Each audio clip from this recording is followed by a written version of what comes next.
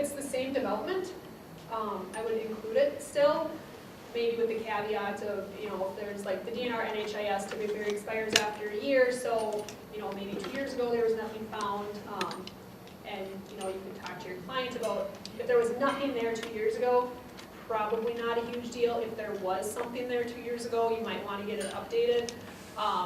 But I would still include it, and then, you know, let whoever your client is know that, hey, some of this information might be expired. Can we go ahead and ask for it again? I mean, SHPO is pretty easy. That's like a 48-hour response time from them. But yeah, the DNR one is the one that, you know, generally expires. Yes. Can you explain off-site analysis a little bit?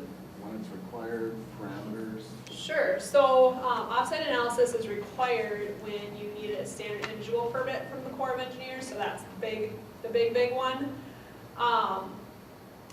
And, you know, parameters, some of it depends on the type of project. So if you are replacing 35W across the Minnesota River, obviously that off-site analysis is going to be pretty simple because you're not just going to go build a new bridge somewhere else across the Minnesota River. It's obviously going to have way more impact. If you have a housing development, there it's documenting, you know, within the context of maybe the city that you're working in, are there other available places, acreages, that you could put housing development? And why would it not work there? You know, would there be more wetland impact? Is there not access to utilities or something like that? So documenting that type of information. Yes? Okay, Alison, you did a really nice job of explaining what sorts of information you need to provide. I just want to make a comment on the other side of what not to do. Sure. Don't do a data dump. Don't send Yeah. people 300 pages of plans with 3 pages in it that have to pay attention to. Yes. So Yeah. please, no data dumps, it slows everybody down.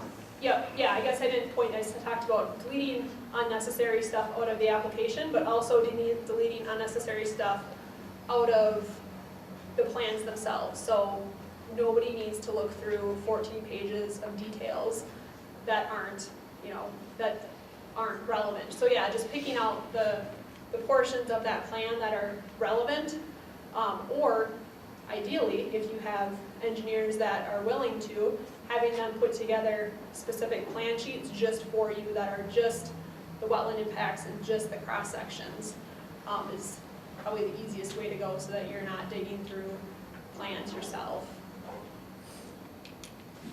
Yes? Hey Alison, can you describe how one would go about defining segments of linear ditches that maybe are cut through upland soils that wouldn't apply or count toward the replacement requirement?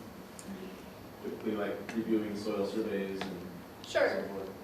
Yeah, so that gets a little bit more into whether the DNR is going to have jurisdiction over it. But if, you know, generally speaking, if you have a ditch that's been cut through upland soils and does not have a wetland, it's not draining a wetland, so there's not a wetland at the upstream side, generally those are considered wet ditches and would not require replacement. Through WACA, they will still need to be reviewed and approved through the Corps. They just won't require replacement.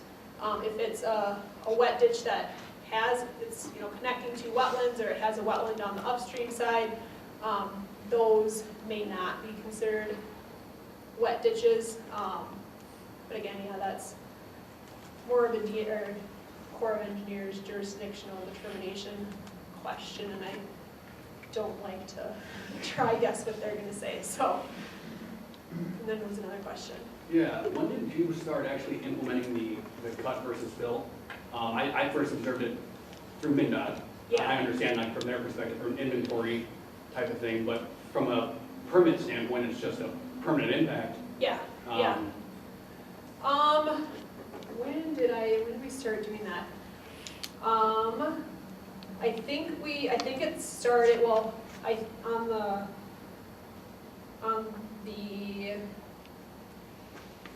the application itself, it asks for cut versus fill. I think where it might have started coming into question was, so cut within, say, a type 1 or type 2 isn't regulated.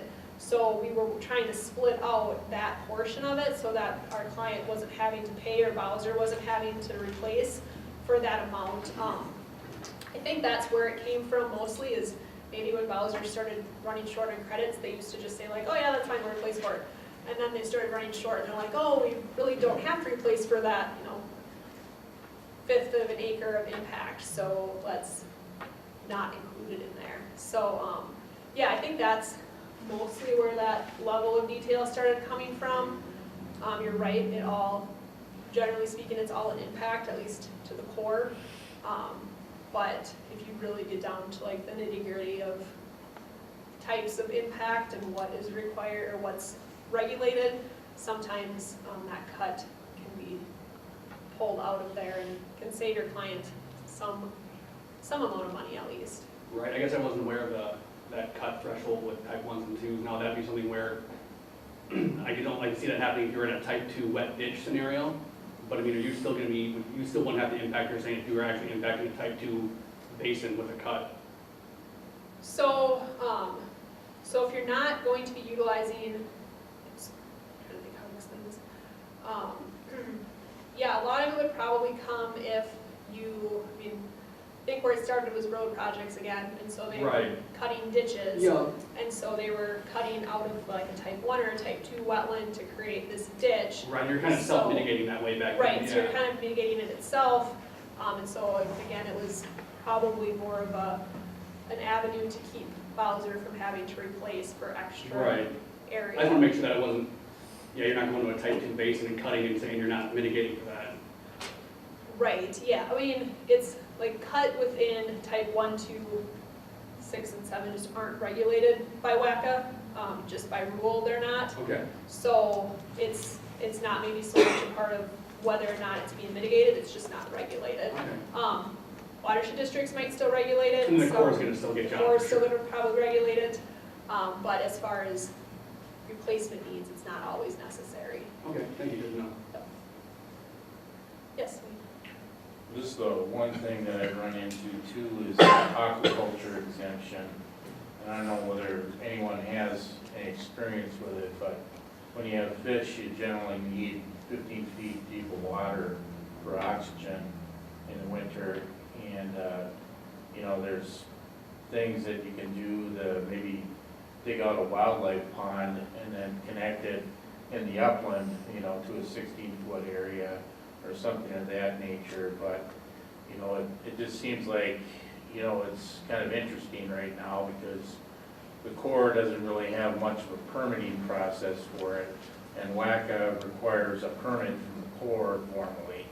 And so then you're sitting there going, well, we got this exemption, but, you know, it just seems like, you know, there's not a real straightforward maybe guidance written about it. Sure. So, Yeah, I'm honestly not familiar with the aquaculture exemption. sure, I've never okay. used it or had to apply it before, so I'm not familiar with that one. All right. Well, thank you guys.